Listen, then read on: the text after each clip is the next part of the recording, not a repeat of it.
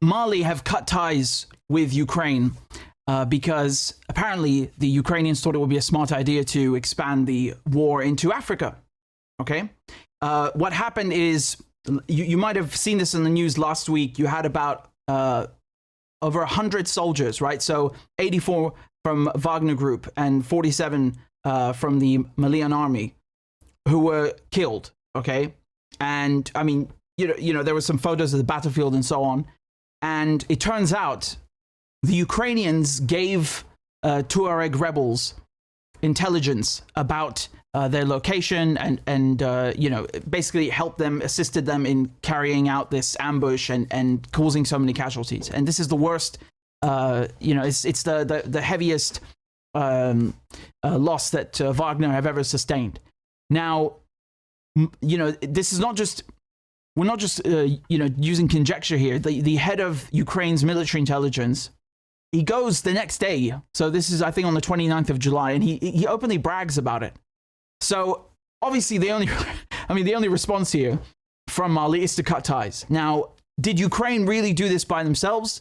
In my opinion, I don't think so, because Ukraine, even on their own soil, they need help with intelligence from the Americans, from the Europeans, from NATO, from the West. So how and they're also in a state of war. So, you know, if they can barely function on their own soil, you know, how can Ukraine have good intelligence in Mali? Besides, we know of Ukrainian allies who were in Mali and are still in Mali and have good intelligence and resources to provide such intelligence. Who am I talking about? I'm talking about the French, of course. And if you go and look at the Sahel, you'll find the Americans, of course, right? So both the French and the Americans were kicked out of Niger recently. And in the last years, you know, we've had about 8 coups in you know, Mali, Burkina Faso, Chad, Niger, and the end result is always kick the French out, kick the Americans out, and you know, let's take an anti-colonial and anti-imperialist path. Now, just recently, Niger was the latest one to be kicked out, and that was very humiliating for the French, very humiliating for the Americans.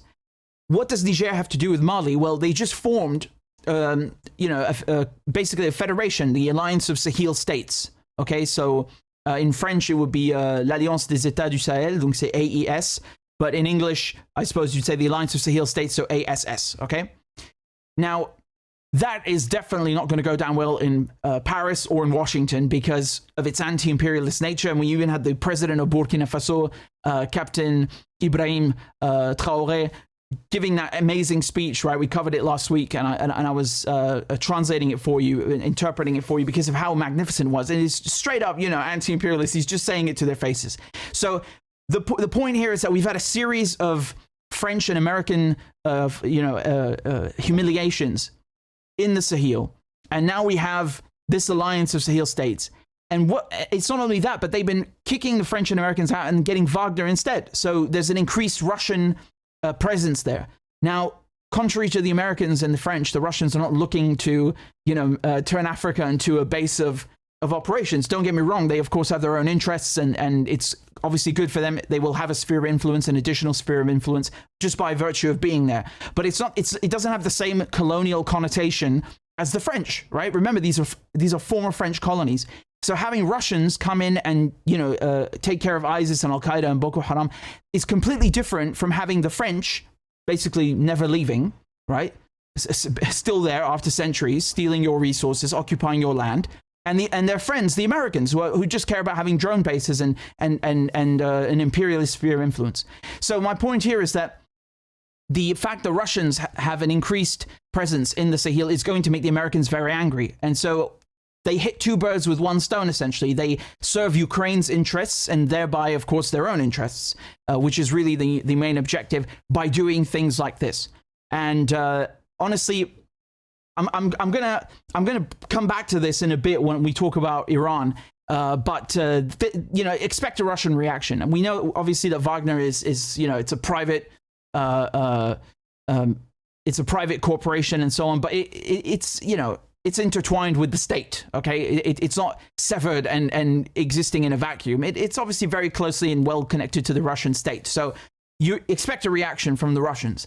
Now, honestly, that when you look at the figures, that's a lot. That's a lot. I mean, forget the Russians for a second. Just look at Mali, right? 47 million soldiers. How can you expect them not to be angry over this? How can you expect them not to be angry over that? What is Ukraine doing? Providing intelligence to hurt the Russians in Africa. This is a very dangerous game they're playing here. Now, this is the first time that we've seen Russians being killed in such heavy numbers in Africa, in this theater of war regarding Ukraine. Okay, I'm not talking about when they're fighting, directly against, ISIS or Al Qaeda or Boko Haram or whoever else. I'm talking about in relation to Ukraine. It's the first heavy loss, and it's actually the heaviest in general, right? So you have to understand this is going to have a lot of resounding effects for the Russians and the millions, and this is not the end of the story. And I'm going to come back to this in a second. But honestly, look at this, like Andriy Yusov, so he's the spokesperson for Ukraine's military intelligence agency, GUR, publicly admitting that rebels in Mali received, quote, all the information they needed, which allowed them to carry out their operation against the Russian war criminals. I mean, Mali said it had learned with deep shock of the remarks, and that Yusov had admitted Ukraine's involvement in a cowardly, treacherous, and barbaric attack by armed terrorist groups that resulted in the death of members of the Malian Defense and Security Forces. So that's it. They cut ties, and they also cited comments by the Ukraine's ambassador to Senegal, Puvyarov, who was summoned by Senegal on Saturday.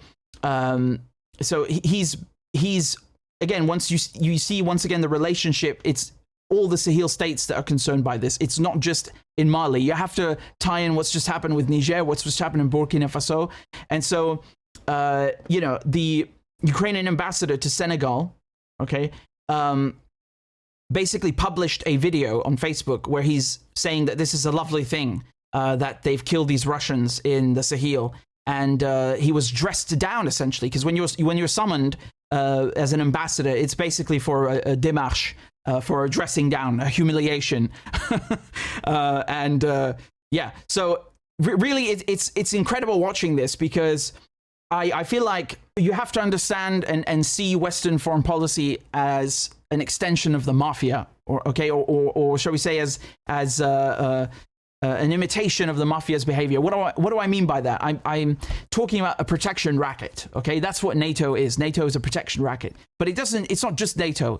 You see this also in Iraq or in the Sahel, right? The Americans, they go and create a problem. They create Al Qaeda. They create ISIS, or at least they create the conditions that allow these groups to flourish, and then they come and present the solution, right? It's like, it's like the mafia coming to your shop and saying, you have to pay us to protect you from ourselves. The people that are going to throw bricks through your window and destroy your shop. It's the same ones that you're paying not to harass you, right? It's a protection racket. So it's the exact same thing. The French and the Americans helped create this problem in the Sahel with all these terrorist groups running around. They did that by bombing Libya, by overthrowing Gaddafi, by lynching him, and through centuries of colonialism and foreign policy. So they are responsible for this mess. And then they come and say, oh, well, hey, guess what? You need us on your land. You have to let us build these military bases so we can help you, right? And then when you kick them out, what happened last year when we started seeing them being kicked out of Niger and being kicked out of Burkina Faso and Mali and Chad? Suddenly you have terrorist attacks.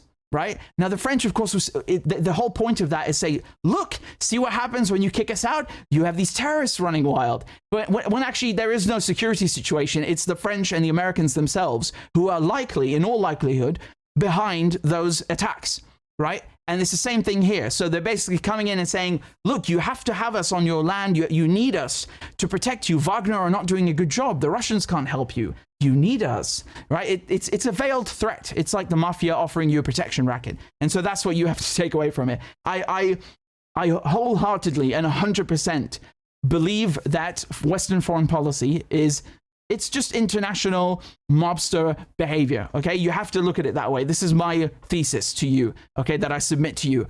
Western foreign policy is a mirror image, is a spitting image of how the mob behave. It's just done on an international state level, okay? That's my thesis. And there's more than enough evidence to back it up. Again, YouTube demonetized my channel because I'm not allowed to say naughty things about Israel. You know, telling the truth is forbidden. So if you are able to donate a few dollars on PayPal or on a monthly basis on Patreon, please consider doing it, because it would really help me continue my journalism and support independent media. So I'd be very grateful. And the links are in the description and also in the chat. Thank you guys very much again for all your donations and all your kind comments. I appreciate it very much.